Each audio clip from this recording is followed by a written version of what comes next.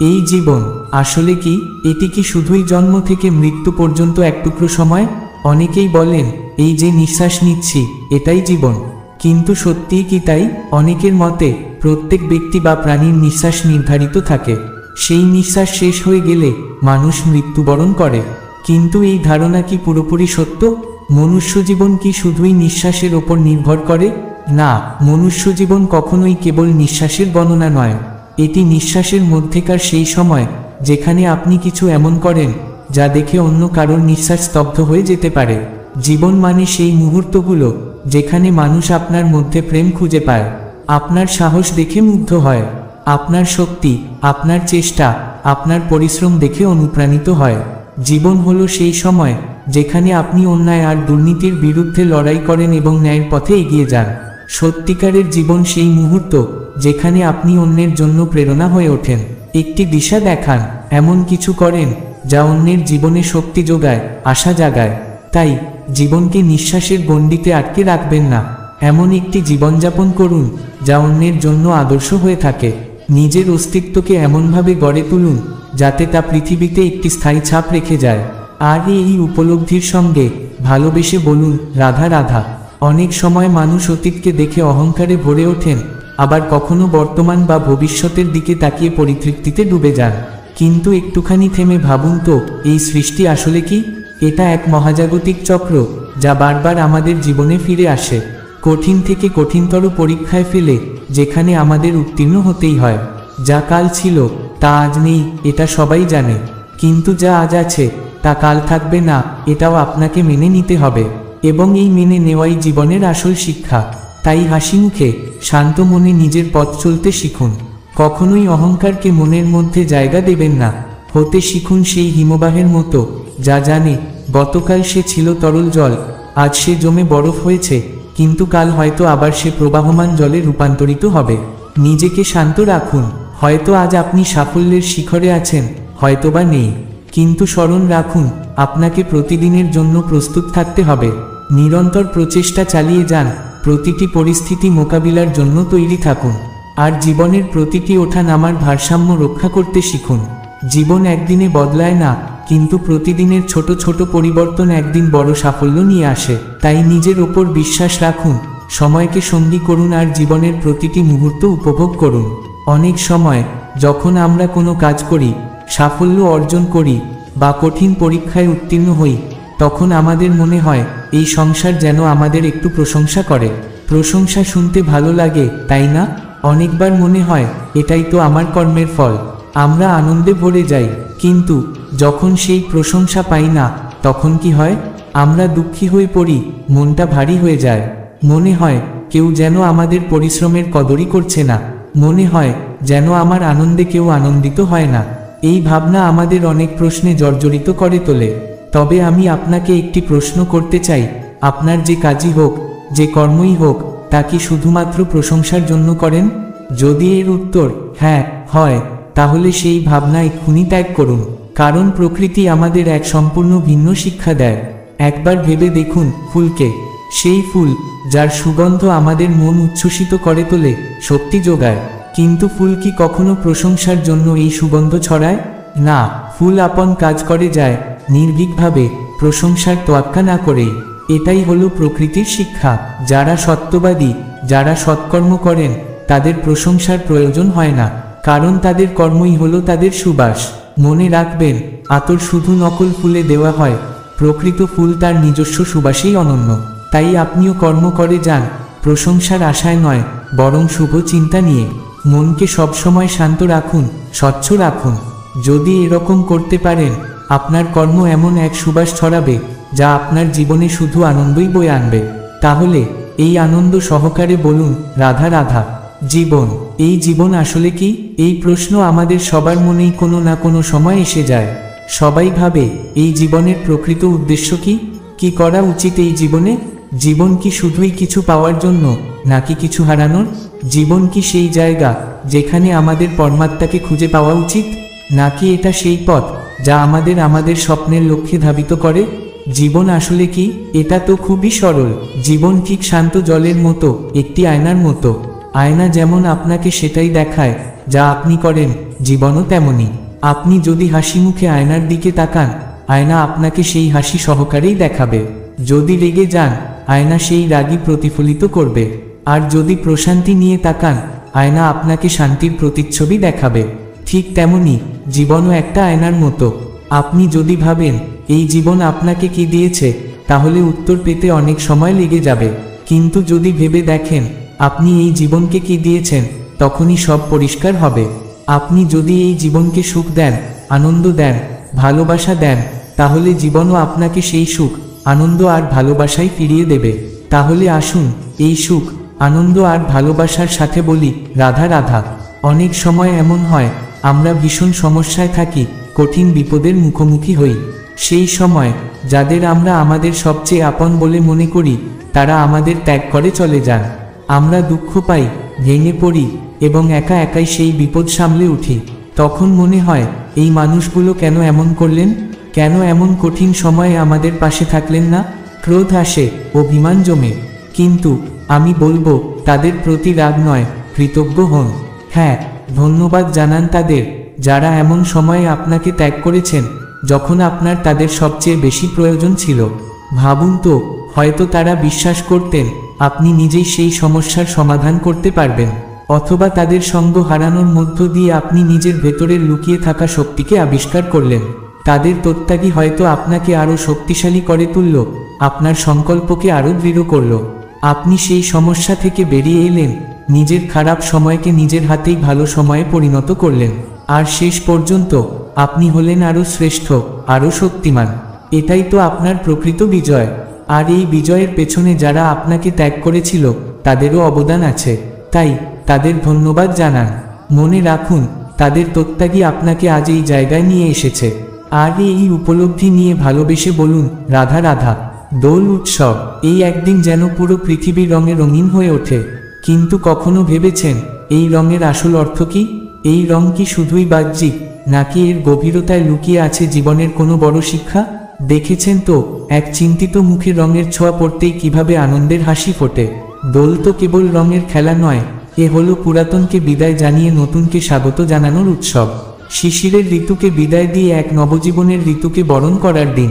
তবে দোলের একটি গভীর শিক্ষা আছে, একসঙ্গে দুটো রঙে রঙিন হওয়া যায় না। প্রথমে একটি রং তুলতে হয়, তারপরই আরেকটি রং লাগানো সম্ভব। এখন প্রশ্ন হলো, কোন রং তুলবেন আর কোন রং মাখাবেন? চলুন উদাহরণ দিই। যদি লোভের রং আপনার মনে লেগে থাকে, তবে আনন্দের রং কখনোই লাগবে না। দ্বারকাবাসী আর সামন্তকমণির গল্পে যেমন ভ্রান্তির রং ছিল, তা যতক্ষণ লেগেছিল সত্যের রং সেখানে লাগেনি। আবার রুক্মিণীর ক্ষেত্রে হিংসার রং যতক্ষণ ছিল, প্রেমের রং ততক্ষণ লেগেই থাকেনি। তাহলে আসুন আমরা শিখি দোলের প্রকৃত শিক্ষা। শত্রুতা, ঘৃণা, হিংসার মতো রঙগুলো মুছে ফেলি। সেই স্থানে মাখাই আলোর রং, সত্যের রং, প্রেমের রং আর আনন্দের রং। দোল শুধু রঙে নয়, মনেও রঙিন হওয়ার উৎসব। শত্রুতা ভুলে, ঘৃণা ত্যাগ করে আমরা যেন সকলের সখা হয়ে উঠি। আর এই উপলক্ষে ভালোবেসে বলি শুভ দোল। এবং অবশ্যই রাধা রাধা। আমাদের মনে প্রায়ই একটাই প্রশ্ন আসে, এই জীবন যা ঈশ্বর আমাদের দিয়েছেন, এর আসল অর্থ কি? এই জীবন কেন? ঈশ্বর আমাদের একটি আত্মা দিয়েছেন এই পৃথিবীতে বাঁচার জন্য। যতদূর আমরা জানি, আমাদের কাছে মাত্র একটাই জীবন আছে। তখন আমরা ভাবতে থাকি এই জীবনকে কিভাবে সুন্দর করে তোলা যায়, কিভাবে গুছিয়ে রাখা যায়, কি ধরনের কর্ম করব, কি পুণ্য করব, কোন শাস্ত্র পড়ব যাতে আমি সেই জ্ঞান অর্জন করতে পারি যা জীবনকে সত্যিই সুন্দর করে তুলবে। অনেক মানুষ আছেন যারা সমগ্র জীবন এই প্রশ্নের উত্তর খুঁজতে থাকেন, শাস্ত্র অধ্যয়ন করেন, তবুও বুঝতে পারেন না। তাই আসুন আজ আমি আপনাকে একটি সহজ কথা বলি, যা আপনার জীবনকে সুন্দর করতে সাহায্য করবে। জীবন এবং জিহ্বা, এই দুটোর মধ্যে গভীর সম্পর্ক আছে। জিহ্বা মানে আপনার কথা। হ্যাঁ, আপনার কথাই হলো সবচেয়ে গুরুত্বপূর্ণ। এই কথাকে সংযত রাখুন, একে সুন্দর করুন, মধুর কথা বলুন। যতটা সম্ভব আপনার ভাষাকে নিয়ন্ত্রণে রাখুন। আপনার জীবন তখনই সুন্দর হয়ে উঠবে, কারণ শব্দের শক্তি অসীম। এটি এমন এক শক্তিশালী বন্ধন যা আপনার সামনে থাকা মানুষকে আপনার ব্যক্তিত্বের সঙ্গে জুড়ে দিতে পারে। তাই আপনার শব্দ সংযত রাখুন, একে মধুর এবং সুন্দর করে তুলুন। নিজেকে ভালোবাসুন, অন্যদের প্রতি সম্মান দেখান। দেখবেন আপনার জীবন আপনার হাত ধরেই সুন্দর হয়ে উঠেছে। আর এই মধুর ও সুন্দর অনুভূতি নিয়ে আসুন। ভালোবেসে বলি, রাধা রাধা। আমরা সবাই নিজেকে স্বচ্ছ রাখতে চাই, শুদ্ধ রাখতে চাই, পবিত্র রাখতে চাই। আর সত্যি বলতে এটা আমাদের এক বড় কর্তব্য। কিন্তু এর জন্য আমরা কি না করি? প্রতিদিন সকালে ঘুম থেকে উঠে দাঁত মাজি, দিনের বেলা সময় পেলে সুগন্ধি খাবার খাওয়ার চেষ্টা করি, যাতে মুখ থেকে কোনো দুর্গন্ধ না আসে, বরং সুগন্ধ ছড়ায়। পায়ে পাদুকা পরে বাইরে যাই, আর ফিরে এসে জল দিয়ে পা ধুয়ে নিই, যাতে পা দুটো শুদ্ধ থাকে। কিন্তু মনে রাখবেন, সেই মুখই হলো সবথেকে বেশি পবিত্র, যে মুখ দিয়ে ঈশ্বরের নাম নেওয়া হয়। সেই বাণী হলো সত্যিকারের শুভ, যা মানুষের পথ প্রদর্শন করে, যা শান্তি দেয়। এই হৃদয় যদি পবিত্র করতে চান, তাহলে মানবতাকে বুঝুন, মানুষের দুঃখ কষ্ট অনুভব করুন, মানুষের যন্ত্রণা ভাগ করে নিন। তবেই এই হৃদয় সত্যিকার অর্থে শুদ্ধ হবে। এই পা যদি পবিত্র করতে চান, তাহলে তীর্থস্থানে যান। সেখানে এমন কতজন সৎপুরুষ মহাপুরুষ এসেছেন, যাদের চরণের ধুলো সেই স্থানকে শুদ্ধ করেছে। সেই স্থানের স্পর্শ আপনাকেও পবিত্র করবে। এই হাত যদি পবিত্র করতে চান, তাহলে দান করুন, শুভকর্ম করুন, এমন কিছু করুন যা অন্যের জন্য কল্যাণ বয়ে আনে। আর যদি আত্মাকে শুদ্ধ করতে চান, তাহলে একটাই পথ, প্রেম, শুদ্ধ নিঃস্বার্থ প্রেম। এই প্রেম বিতরণ করুন, ছড়িয়ে দিন সবার মাঝে। তবেই আপনি সত্যিকার অর্থে শুদ্ধ এবং পবিত্র হয়ে উঠবেন। আর এই শুভ ভাবনা নিয়ে আসুন। ভালোবেসে বলি, রাধা রাধা। আপনি কি কখনো ভেবে দেখেছেন, কোনো বিশেষ পরিস্থিতিতে বা স্থানে সবথেকে গুরুত্বপূর্ণ বিষয়টি কি হতে পারে? যদি শরীরের কথা বলি, তাহলে সবথেকে গুরুত্বপূর্ণ হলো মস্তিষ্ক আর মন। যদি ব্যবসার কথা বলি, তাহলে ধন। রাজ্যের কথা বললে রাজা। আর যদি সমাজের কথা বলি, তাহলে গুরু। এখন কেন এই বিষয়গুলো এত গুরুত্বপূর্ণ? কারণ এদের হাতেই থাকে সবকিছু। এরা হয় আমাদের উন্নতির পথে নিয়ে যেতে পারে, নয়তো পতনের দিকে ঠেলে দিতে পারে। একজন অসামান্য রাজা, যদি তিনি সত্যবাদী হন, ন্যায়পরায়ণ হন, তাহলে সেই রাজ্য সমৃদ্ধির পথে এগিয়ে যাবে। আর যদি তিনি লোভী হন, দুর্নীতিগ্রস্ত হন, তাহলে সেই রাজ্য পড়ে যাবে অন্ধকারের গভীরে। একজন গুরু যদি শ্রেষ্ঠ হন, যদি তার মধ্যে সদ্গুণ থাকে, তাহলে তিনি সমাজকে সংস্কৃতির সর্বোচ্চ স্তরে নিয়ে যাবেন। আর যদি তিনি লোভী, মিথ্যাবাদী বা লালসাগ্রস্ত হন, তাহলে সেই সমাজেও লোভ, পাপ আর পাখণ্ডতার বিস্তার হবে। ঠিক তেমনি জীবনে প্রেমের স্থানও অত্যন্ত গুরুত্বপূর্ণ। যদি কারো মনে প্রেম থাকে, তবে সে জীবিত। আর যদি প্রেম না থাকে, তাহলে সে প্রায় মৃতই। রাধা কৃষ্ণের কথাই ধরুন। কৃষ্ণের জীবনে রাধা যদি থাকেন, তাহলেই তিনি পরিপূর্ণ কৃষ্ণ। আর যদি রাধা না থাকেন, তাহলে তিনি আর পাঁচটা সাধারণ প্রাণীর মতোই। আসলে পশু থেকে মানুষ হওয়ার এই যাত্রার মূল আধারই হলো প্রেম। এই প্রেমকে মনে জাগ্রত রাখুন, নিজের হৃদয় ভালোবাসায় পূর্ণ করুন। আর এই প্রেমের শক্তি নিয়ে আমার সঙ্গে ভালোবেসে বলুন, রাধা রাধা। প্রেম, এই প্রেম আসলে কি? বেশিরভাগ মানুষই এর গভীরতা বুঝতে পারেন না। তবে এতে তাদের কোনো দোষ নেই, কারণ তাদের কাছে প্রয়োজনীয় জ্ঞানই নেই। আজ আমি প্রেমের বিষয়ে কিছু বলতে চাই। আপনি দেখবেন, কিছু মানুষ যখন কাউকে ভালোবাসেন, তখন তাদের মনে হয় সেই ব্যক্তির উপর তাদের অধিকার রয়েছে। এই অধিকারবোধ থেকে ক্রুদ্ধ হয়ে যান। ও আমার কথা মনে রাখলো না, ওর মনে কি আমার কোনো স্থান নেই, ও আমার সাথে কথাই বলতে ভুলে গেছে, ইত্যাদি। এখন আমি আপনাকে একটা প্রশ্ন করি, এই স্মৃতিগুলোই কি ভালোবাসা? কখনোই নয়। প্রেম তো হলো সেই আবেগ, সেই বোধ, যা এক সুগন্ধিত ফুলের মতো, যা আপনার মনকে আনন্দিত করে, প্রসন্নতার দ্বারা ভরিয়ে তোলে। প্রেম হলো সেই অনুভূতি, যা আপনাকে নিঃস্বার্থ করে তোলে। তাই যদি আপনি সত্যিকারের প্রেমকে বুঝতে চান, তবে স্মৃতির মধ্যে নয়, আবেগের মধ্যে প্রেমকে খুঁজুন। স্মৃতি আজ আছে, কাল নাও থাকতে পারে। সময়ের সাথে স্মৃতি ফিকে হয়ে যায়, কিন্তু আবেগ, তা চিরকাল মনে গেঁথে থাকে। তাই আসুন, আবেগ দিয়ে ভালোবাসা যাপন করি। আর আমার সঙ্গে ভালোবেসে বলুন, রাধা রাধা। রাজ্য শাসন বা শাসন ব্যবস্থা সফল কখন হয়? কেউ কেউ বলেন, তখনই যখন চারদিকে শান্তি থাকে আর কারো মনে কোনো প্রশ্ন থাকে না। কিন্তু আমার মতে এই ধারণা ভুল। কোনো রাজ্যের বা শাসনকালের সবচেয়ে বড় সংকট তখনই আসে, যখন সবচেয়ে যোগ্য ব্যক্তি বা সবচেয়ে বিজ্ঞ মানুষও চুপ করে বসে থাকেন। যখন মনে প্রশ্ন আসে, কিন্তু কেউ তা ব্যক্ত করেন না। যখন সমস্যার সংখ্যা বাড়ে, কিন্তু কেউ সমাধান খুঁজতে সাহস করেন না। এই প্রশ্ন আসাটাই ভালো, কারণ প্রশ্ন কখনো অকারণে আসে না। এই প্রশ্নের মাধ্যমেই আপনি সেই সমস্যাগুলো দেখতে পাবেন যা আপনি এতদিন এড়িয়ে গেছেন। তাই প্রশ্নকে স্বাগত জানান, সমাধানের পথ খুঁজুন। যত প্রশ্নের উত্তর আপনি দেবেন ততই আপনার শাসন ব্যবস্থা উন্নত হবে। আর যখন সবাই মিলে সমাধানে একমত হবেন তখনই বলা যাবে এই রাজ্য বা শাসন সাফল্যের শিখরে পৌঁছেছে। তাই প্রশ্ন করা অনুচিত নয়।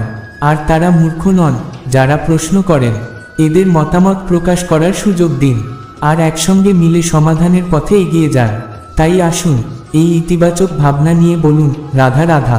প্রকৃতি বা নিয়তি কখনোই কারো সঙ্গে পক্ষপাত করে না, এটি সবার জন্য সমান সুযোগ নিয়ে আসে। এখন আপনি সেই সুযোগ কিভাবে কাজে লাগাবেন তা সম্পূর্ণ আপনার উপর নির্ভর করে।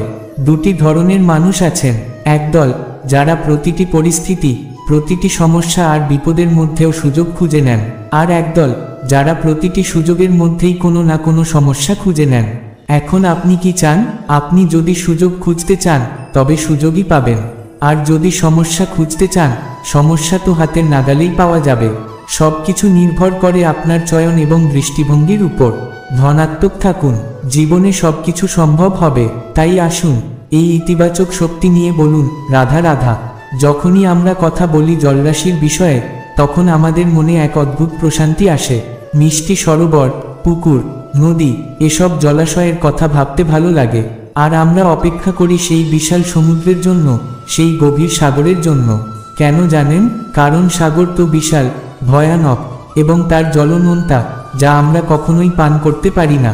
কখনো ভেবেছেন এই সমুদ্রের অন্তরে এই নোনতা জল, এই নোনতা ভাব আসে কোথা থেকে? দেখুন, এই যে সমুদ্র, এ তো নদীর প্রবাহ থেকে আসা খনিজের ভাণ্ডার। এই খনিজগুলো নিজের মধ্যে গ্রহণ করে সেই নোনতা ভাবকে নিজের অন্তরে ধারণ করে রাখে এবং তারপর সেই জল বাষ্পে পরিণত হয়ে মেঘে পরিণত হয়। সেই মেঘ ঝরে পড়তে থাকে মিষ্টি বৃষ্টির মতো, আর আপনি পান করতে পারেন সেই জল, সাধারণ নদী বা সরোবর থেকে হোক। এতটাই মহান সেই সমুদ্র কারণ এটি ত্যাগ করতে জানে। এই জল আর খনিজ নিয়ে সমুদ্র নিজে সমাহিত করে রাখে, আর তার ত্যাগের ফলে আমরা মিষ্টি জল পান করি। সেই ত্যাগের জন্যই সমুদ্র এত মহিমান্বিত। তাহলে মনে রাখবেন, ক্ষমতা তাদেরই যারা ত্যাগ করতে জানে। যারা নিজের মধ্যে বিষ ধারণ করে নিতে পারে তারা শক্তিশালী হয়। আপনি নিজেও এই শক্তি অর্জন করুন, ত্যাগের মহিমা বুঝুন, আর আপনার জীবনটাও তেমনই মহান হয়ে উঠবে। তাহলে আসুন এই মহান শক্তি নিয়ে প্রেমে ডুবে বলুন, রাধা রাধা। বৃষ্টির ফোঁটা দেখতে কতই না ছোট, কিন্তু যখন একে একে ফোঁটাগুলো মিলিত হয় তখন তৈরি হয় বিশাল সাগর। হিমখণ্ড কতই না ক্ষুদ্র, কিন্তু যখন একসাথে এই সব হিমখণ্ড মিলিত হয় তখন গড়ে ওঠে মহা হিমালয়। কত পার্থক্য, তাই না? একটা ছোট্ট বনবাস দিয়ে শুরু হয়েছিল রামের যাত্রা, আর সেই যাত্রায় রাম হয়ে উঠলেন শ্রীরাম, পুরুষোত্তম। এখন আপনি কি শিখলেন? বিন্দু কখনোই মহান হয় না, মহান তো হলো সাগর। হিমখণ্ড কখনোই মহান হয় না, মহান হলো হিমালয়। অর্থাৎ যে কোনো মহান কাজ করার জন্য বা মহান হওয়ার জন্য আপনাকে ছোট থেকেই শুরু করতে হবে। একটা অত্যন্ত সরল কিন্তু গুরুত্বপূর্ণ কথা বলি, প্রথমে আপনার মহান হওয়ার দরকার নেই, তবে মহান হওয়ার জন্য প্রথমে শুরু করা অত্যন্ত গুরুত্বপূর্ণ। আপনি যদি শুরু না করেন তাহলে কখনোই মহান হবেন না। শুরু করুন, যতটা ক্ষুদ্র হলেও। তারপর দেখবেন পরিশ্রম এবং নিষ্ঠার মাধ্যমে আপনার ছোট ছোট পদক্ষেপগুলো একদিন আপনাকে এক মহান জায়গায় পৌঁছে দেবে। তাহলে এখন আপনার যাত্রা শুরু করুন, আর আমার সাথে ভালোবেসে বলুন, রাধা রাধা। আবার দেখুন, কিছু প্রাণী যেমন মানুষ, তাদের মধ্যে চঞ্চলতা থাকে, ঠিক তেমনি জলও অত্যন্ত চঞ্চল এবং উৎসুক থাকে। জল সবসময় আকাশের কাছে পৌঁছাতে চায়, তাই সে নিজেকে জ্বালিয়ে বাষ্প হয়ে আকাশে মেঘে পরিণত হয়। তারপর সেই মেঘ উৎসাহিত হয়ে বৃষ্টির রূপে মাটিতে ঝরে পড়ে। কিন্তু জল কিভাবে এই যাত্রা সম্পন্ন করে? এর উত্তর হলো, জল তার যাত্রার উদ্দেশ্য আর মাহাত্ম্য বুঝতে পারে। তবে দুর্ভাগ্যজনক বিষয় হলো, মানুষের নিজেরও একটা যাত্রা থাকে, কিন্তু সে তার মাহাত্ম্য বুঝতেই পারে না। মানুষ শুধু লক্ষ্য পেতে ব্যস্ত থাকে, কিন্তু আসল সুখ, আসল আনন্দ তো সেই যাত্রার মধ্যেই লুকিয়ে রয়েছে। তাহলে আপনি নিজের যাত্রা উপভোগ করুন, তার প্রতিটি মুহূর্তকে সম্মান দিন। যে ব্যক্তি এই যাত্রায় আনন্দ পায় সে নিশ্চিতভাবে তার লক্ষ্য অর্জন করবে। তাহলে আসুন আনন্দে ভরে বলুন, রাধা রাধা। কথোপকথন এটি কতটা গুরুত্বপূর্ণ তা ভাবুন। প্রতিটি সম্পর্কের জন্য এমনকি পুরো জীবনের জন্য এটি অত্যন্ত প্রয়োজনীয়। যদি কথোপকথন না হয়, তাহলে আপনি অপর ব্যক্তিকে কিভাবে বুঝবেন, আর সেই ব্যক্তি আপনাকে কিভাবে বুঝবে? কথোপকথনের দুটি পদ্ধতি থাকে। প্রথমটি হলো আপনি সামনে দাঁড়ানো মানুষের কথা বুঝতে চাচ্ছেন, আর দ্বিতীয়টি হলো আপনি আপনার কথা সামনের মানুষকে বোঝাতে চাইছেন। কিন্তু কেন বেশিরভাগ সময় এই কথোপকথন ঝগড়ায় পরিণত হয়? কারণ আমরা নিজের কথা সামনের মানুষকে বোঝাতে পারি না, আর তারা আমাদের বুঝতে পারে না। কেন এমন হয়? কারণ আমরা সাধারণত সামনের মানুষের কথা শুনি, কিন্তু সেটা বোঝার চেষ্টা করি না। আমরা শুধু উত্তর দিতে চাই। জীবনে আপনি যদি সামনের মানুষের কথা শোনেন শুধুমাত্র তাকে বুঝতে চাওয়ার জন্য, দেখবেন সব কিছু ভালো হয়ে যাবে। মনে রাখবেন, যে কোনো প্রশ্নের উত্তর আর যে কোনো উত্তরের পরের প্রশ্ন তৈরি করে, কিন্তু সেটা শুধু ঝগড়া সৃষ্টি করবে। তাই আসুন, কথা বলুন, বুঝতে চেষ্টা করুন, আর সম্পর্কগুলোকে সুন্দরভাবে গড়ে তুলুন। আর আসুন, এই ভালোবাসা দিয়ে বলুন, রাধা রাধা।